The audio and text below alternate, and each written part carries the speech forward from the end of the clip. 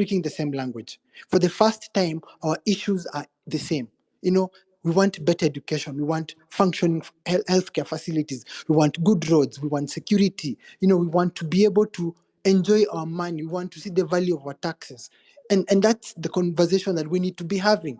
Whatever other beef we have, honestly, we can respect one another and ask with respect to demand accountability. I mean, I can ask Amerix for accountability without insulting him, without looking like I have an agenda. You know, I can ask Nyakundi for accountability without really looking like I've been sent by someone else. So I'm appealing to our intelligence. I'm appealing to all of us to speak in one voice. Lastly, I'm appealing to doctors to come out on Tuesday, plan like the way we planned the first time, you know, emergency areas and ambulances and like that. I'm appealing for those who can cook to cook and bring food. I'm appealing to lawyers to station around, you know, like now we'll be on Mombasa Road and JKA, all the police stations in that area. You know, we go there and camp there and we wait. But my appeal is this. Ruto has paid a lot of money for guys to come and sell a lot of fear and misinformation. If we continue the way we are, we will fail. We are very intelligent and we're very united. Thank you very much.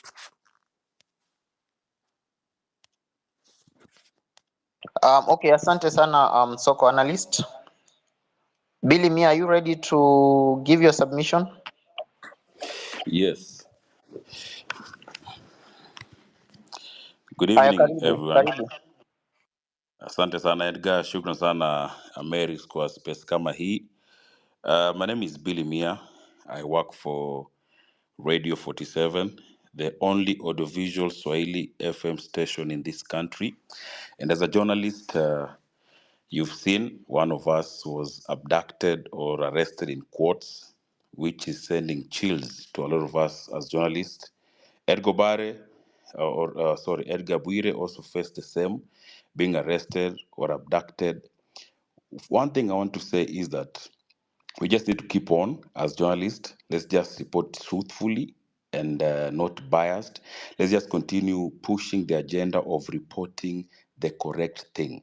Whether it's on this side or the other side, let's just keep on keeping on. Another thing, a lot of speakers have spoken stating that we should be united, you know, because if Cyprian is fighting with Dombachi, Ali Nur with Anifa, Gaido with Boniface, you know, it seems that maybe someone has won in their game and all of us are pawns in it, you know. Inafaa watu washikane wawe na agenda moja, kwa sababu mimi kama mwandishi wa habari naona kinachoendelea na ripoti kinachoendelea, lakini kama kwa mfano wenyewe kwa wenyewe wanapigana, ina maana kwamba kuna mtu amefaulu kumnunua huyu na kumnunua huyu, alafu mwisho wa siku ile ajenda ambayo ilikuwa inafaa ipiganiwe inapotea, you know. The enemy right now are these politicians that are not performing. That is the enemy. Bottom line, they are not performing. They are supposed to go. Bottom line, unajua, because we cannot have someone, a whole MP like Silvana Sosoro, telling people that if you continue making noise, I won't give you money. Sad situation. Very sad, you know.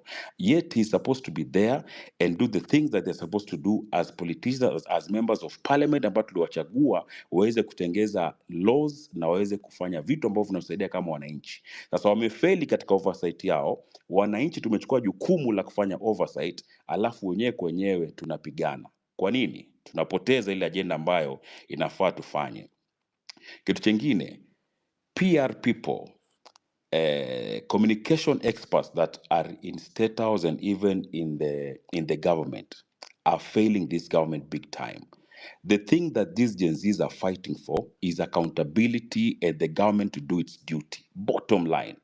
Hakuna kwamba mtu anataka huyu atoke aende, because hata leo hii mseme Ruto atoke aende, nani atachukua nafasi? Kwa sababu lazima katiba ifuatwe. And I think from majority's point of view, the Gen Z and people are fighting for the law to be followed, the constitution to be followed. If the president and the government follows their manifesto, nadhani takuwa mbali zaidi. Lakini kama kwa mfano hatufuati manifesto, hakuna accountability, the people that are supposed to be doing oversight hawafanyi. A case in point, the former governor Mombasa County walileta wale wazungu ama wale madaktari kutoka nje, you know, ili waje watibu watu. Do you know that a lot of guys died in Coast General Hospital because those were interns who were coming to train with human beings, you know? You can just imagine. They are coming to train with human beings. Even our nurses ambao wamegraduate walikuwa na knowledge zaidi kuliko hao madaktari ambao wanakuja. Wakenya wanakuwa guinea pigs, watoto wetu, ndugu zetu, mama zetu wanakuwa guinea pigs, wanafanyiwa practicals live. Yet watoto wetu na madaktari wetu wanafanya practical na machura, manyoka, masungura na kadhalika, lakini walikubaliwa kuja Kenya, wakaingia katika hospitali na wakafanya experiment na human beings. A lot of people died. The people who are supposed to do oversight failed to do oversight. So right now, the government should know kwamba wananchi ndo wanataka accountability, wanataka kwamba ile oversight ambayo parliament imefail ndo sasa inafaa ifanye nini? Inafaa ifanywe na wananchi ndo wanafanya. So if they can follow their manifesto, if they can do what they're supposed to do right, I don't think kama wananchi watakuwa wanagoma. Si kama tunaelewana. Kitu chengine, tuwe very keen as you go about your business, as you do everything that you're doing or you're supposed to do, tuwe very keen. Jua environment yako iko vipi, you know, ongea na watu, share your number with people that you trust, share your accounts with people that you trust, because wale ambao wamekuwa abducted, apparently simu zao zilikuwa zinachukuliwa, wanafuta their social media platforms, zingine wanazipoteza. So tukue makini, look at your environment. Wakati ambao unatembea, angalia unatembea na nani, na namba yako ya simu peana kwa mtu. Be with someone ambao unaweza kumtumia jumbe haraka haraka kwamba bwana, mimi nimeshikwa, because if these things are documented you survive, but if you are abducted ama umekuwa arrested na watu hawajajua, then you end up disappearing. So wakati ambapo unatembea, hakikisha kwamba mtu anajua kwamba niko mahali fulani, nitakuja hapa after 2 hours. 2 hours ikipita, tayari anaanza ku raise alarm. And then we also pia to support wale wengine wote ambao wameshikwa na tujui mahali wapo. Mawakili watusaidie katika masuala kama haya, and we make sure kwamba in everything that we do we follow the law. Issue ya ID, sisi wakati tunasoma, when I was finishing form 4, walikuja serikali pale wakatusajili. Wakati ilikuwa tunatoka kumaliza exam, within 1 week watu wote walikuwa wamepata ID zao. Why is it becoming difficult this time round? Kama juzi rais alipatia wa Makonde IDs, kwa nini Mkenya asipati ID? Sad situation.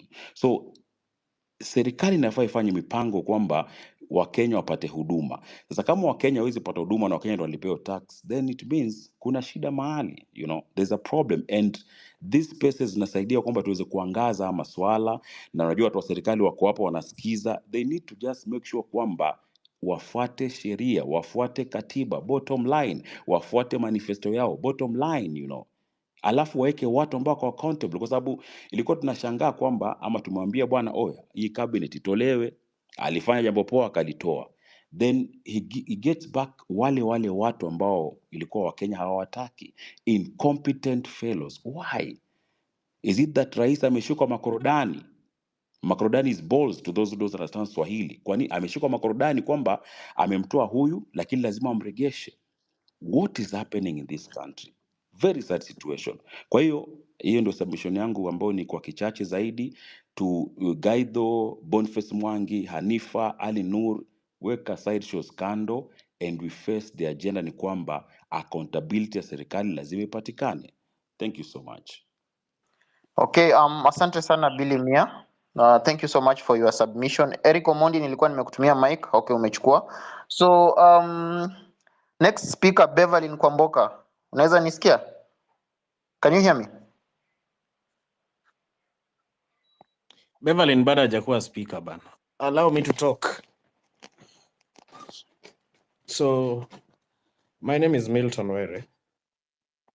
Yes, and there's something I've also been saying in these spaces before I even continue talking.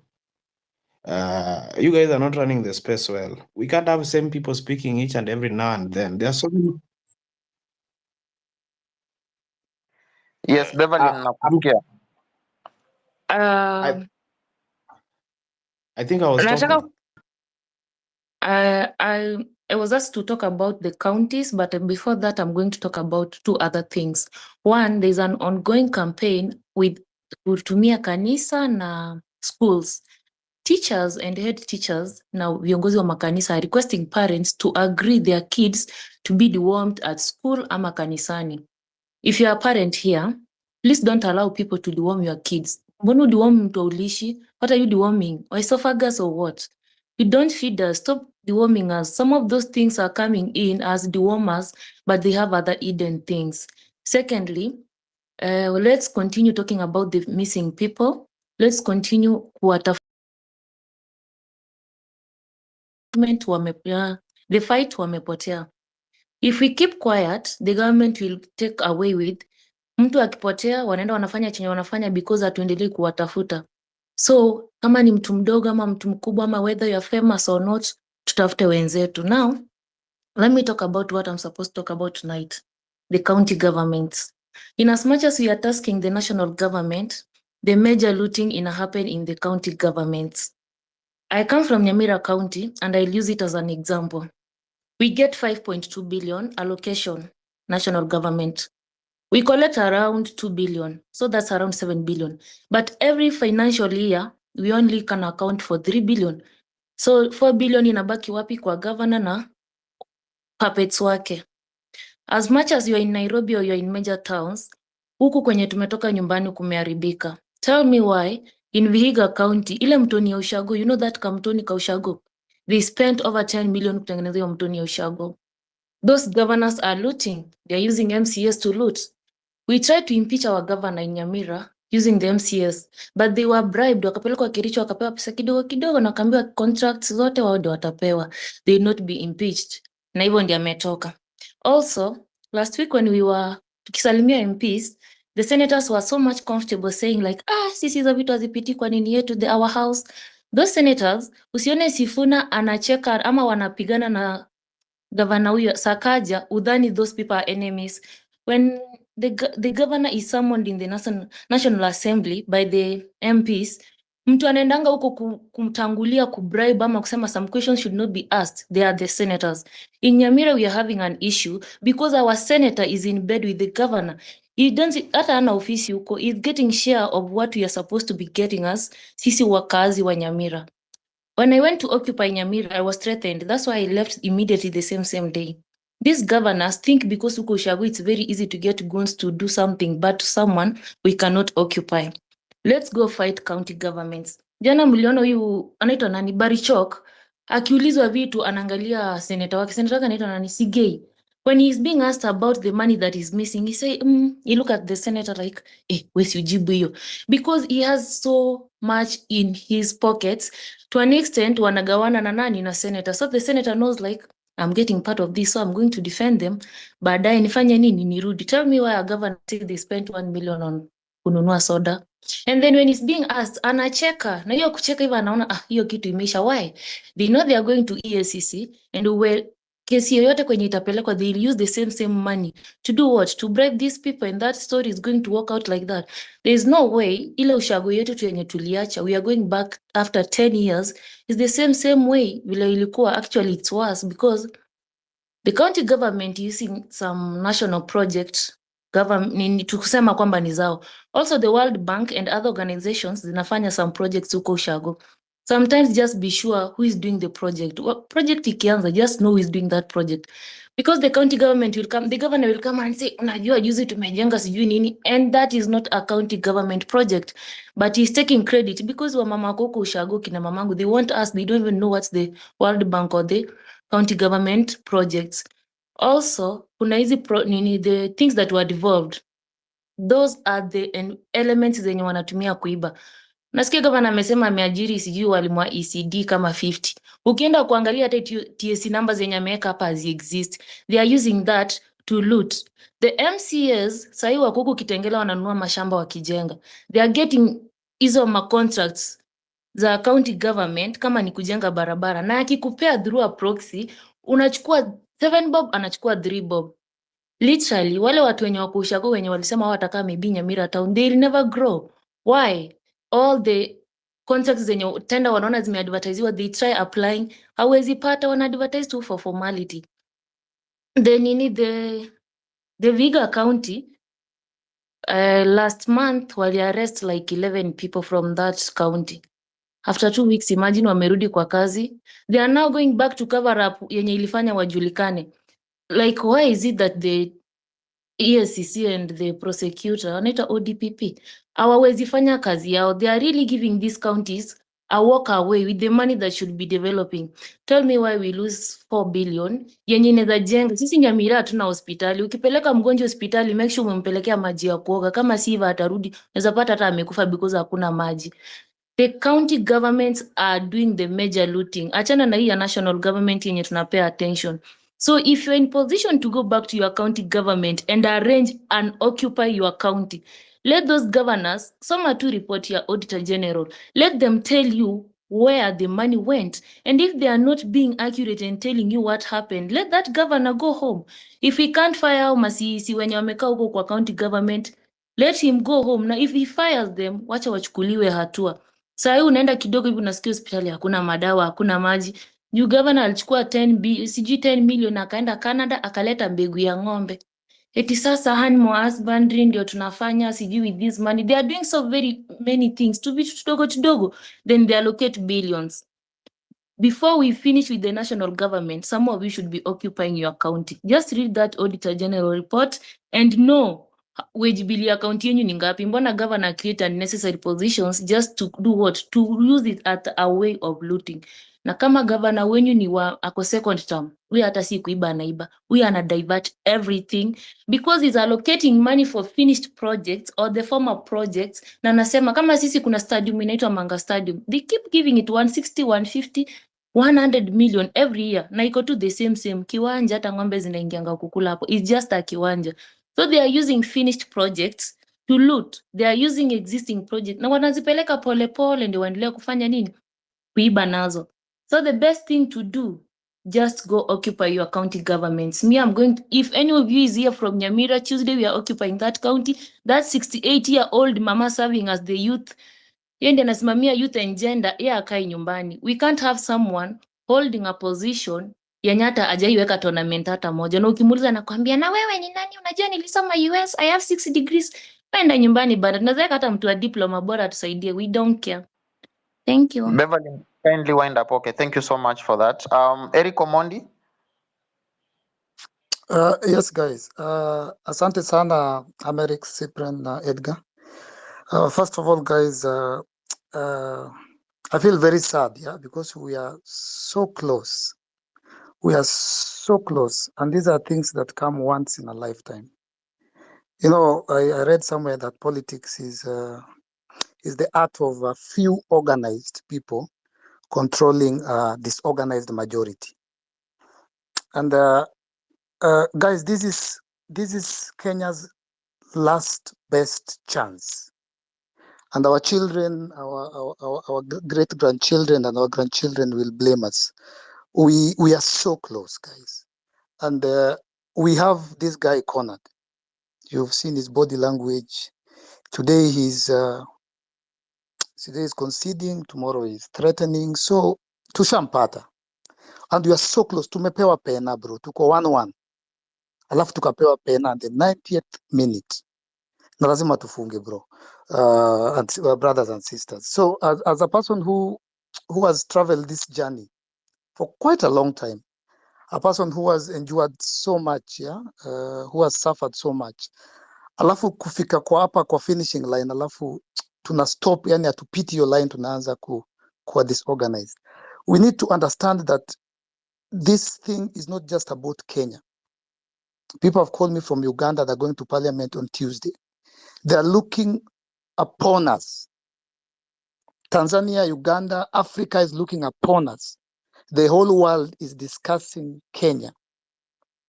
CNN is here day in, day out.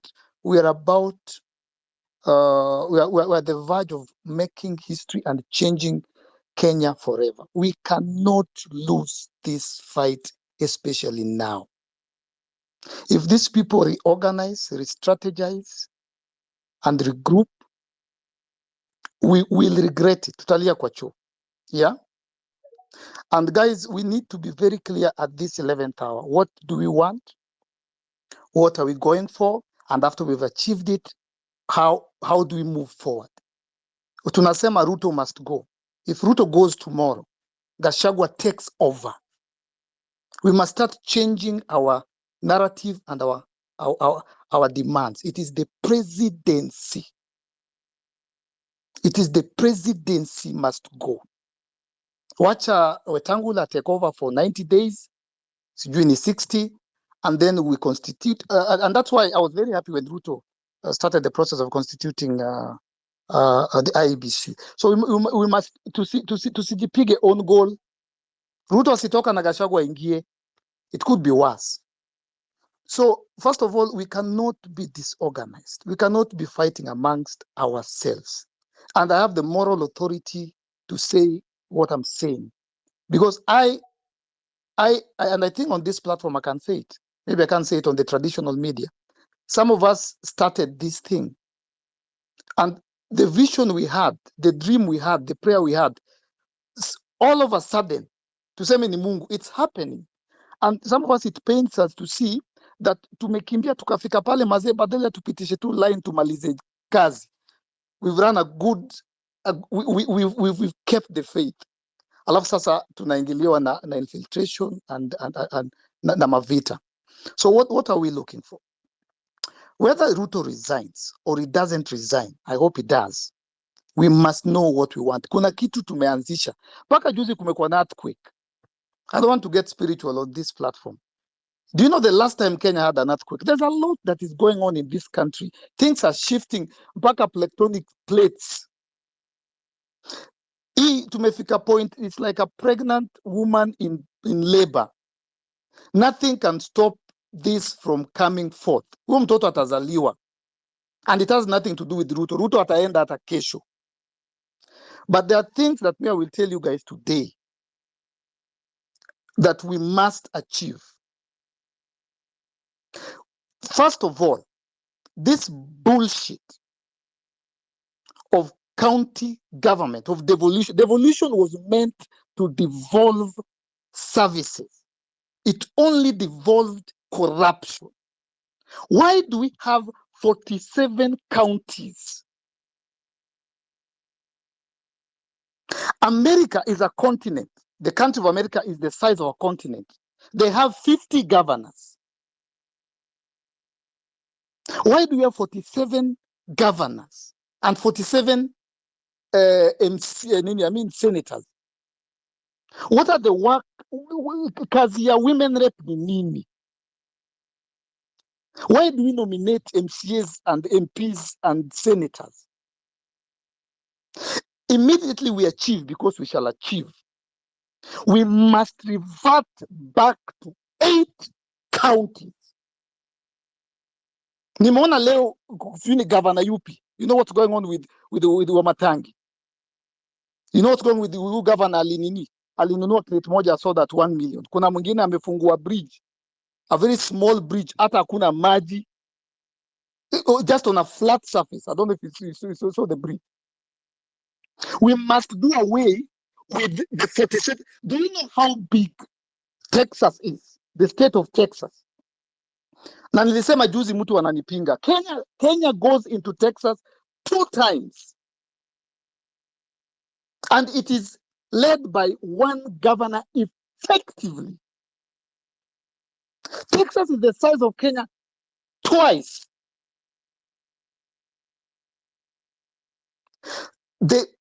Once we achieve whatever we achieve, tutaenda referendum. We are fixing the nation from the root problem, which is corruption, nepotism, tribalism, and partyism. Hizi pesa zinapotea kwa county. Zinapotea na Sakaja na our governors. We must revert back to 8 provinces. Wacha tuziite counties. Let us have the coastal county, the western, muite Mulembe County, muite Pwani County, muite Nyanza County. Well, Kenya is too small to have 47 governors. Alafu hakuna kazi wanafanya. Mmesikia what my sister just said there. That is our target. Our number one target is to get rid of the presidency. Constitutionally, Ruto akitoka leo, Gachagua anaingia. Tunarudi kutena kwa demonstrations, kukufa tena. We are doing away with the presidency. Wacha Wetangula achukue. Legally atachukua for how long? In 90 days. We must go into election. The MPs who voted yes must all go, must all be recalled. So to go in a target. Target number one, we gave President Ruto an opportunity. I personally was very happy when the president dissolved the cabinet, and I expected him to self-preserve. I expected him to listen to the people. Ruto had an opportunity to do what the people wanted without any of his cronies castigating him or attacking him. He had the opportunity to tell them what say ni wa Kenya na umeona wameingia paka parliament. So I expected him juzi when the president anaongea, I expected to come and fire all the parastatal heads, and then fire all the PSs, and then fire every government official. He lost his chance. He lost his only chance. Ladies and gentlemen, this is Kenya's best last option. And it will not come around again. It will not come around for another 100 years. And Uganda is looking up to us. Africa is looking up to us. Because revolution revival starts from Nairobi. So the bullcrap of Cairo saying Bonnie did and you who did it, it pains my heart. And if there are people who are infiltrating and you've been paid, may God strike you with lightning.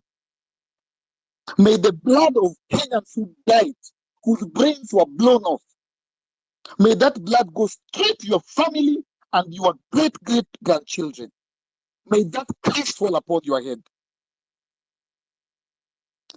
Guys, I will repeat again. Politics is an art of a few organized people controlling a majority that is disorganized.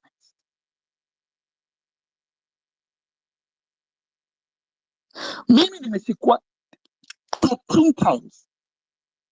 I've been on the street for 2 years. Nikiitwa cloud chaser, joker, comedian. But finally I wake up and I see it's happening. Guys, tumepewa pena. Hata goalkeeper ametolewa. Tukihata tumehata. And I know Ruto's people are on this platform. Listen and listen to me carefully. You guys had an opportunity. And President Ruto still, junajua mko hapa ndani. You had an opportunity. You still have an opportunity. Tell President Ruto to fire his cabinet again tomorrow. Asingoje Tuesday. Fire all PSs. Fire all parastatal heads. Fire every single government official. And then maybe, perhaps maybe, that is the only way. Now, if the president attempts to do anything that we've had or seen before, akileta dialogue, alete committee, alete, and the least you can do is call for, allow us to recall these MPs. Na wewe tutakutana wewe 2027, venye unasemanga. Ama call for election. But in direction ya kuthreaten, there are 53 million Kenyans. And we must realize this. Against less than 2,000 government officials. From president to MC, our fiki at 2,000. wakienda sana 2,500 against 53 million.